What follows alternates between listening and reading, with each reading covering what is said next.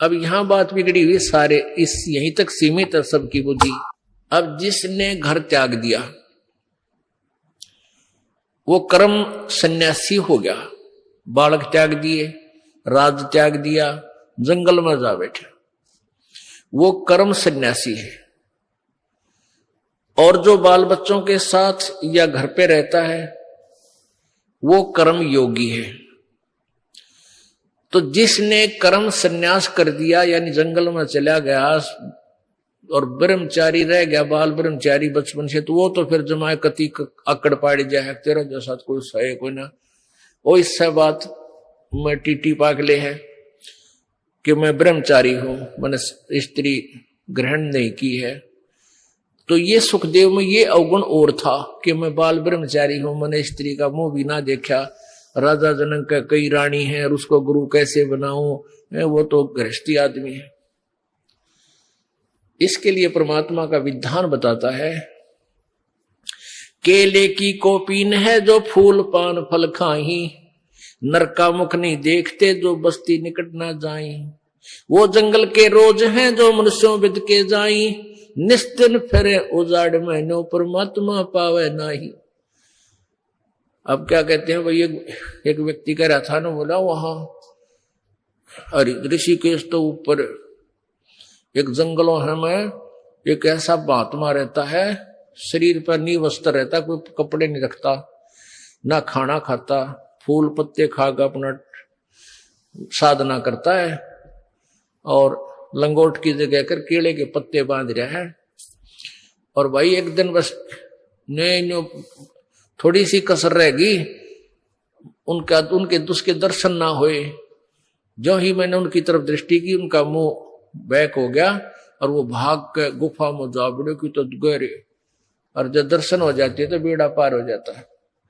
अब इसके विषय में कहते हैं, परमात्मा का विधान बता रहा है कि कीड़े की कोपीन है, लंगोट पर्दे पे, यानी इतने त्यागी बैरागी समझते हो, लगते हैं तुम्हें।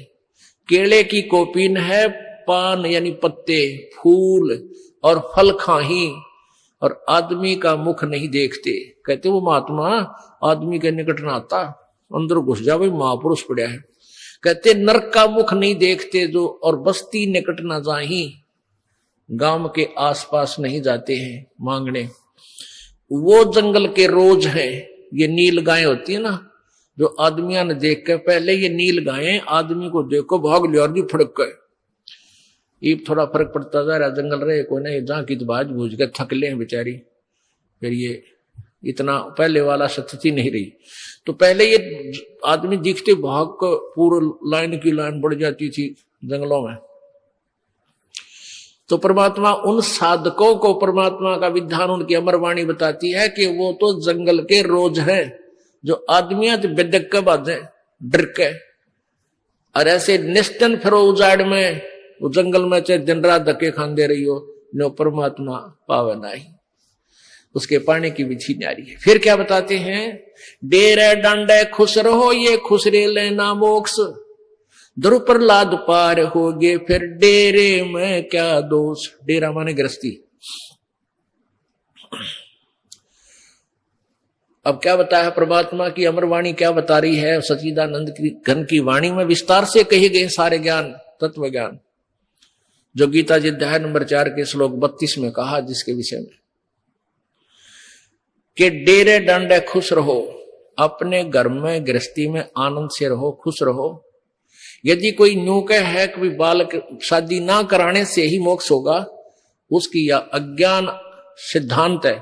भाई ध्रुव प्रहलाद को तुम पार मानते हो तुम्हारे विधान से कि ध्रुव प्रहलाद पार हो गए, और ध्रुव प्रहलाद दोनों ही घर में थे, गृहस्थी थे, इनने ब्याह करवाया, इनका बालक हुए और ये पार हुए। फिर ब्याह करवाने में यानी गृहस्थी में दोष क्या है, तरी कुछ बुद्धि से काम लो।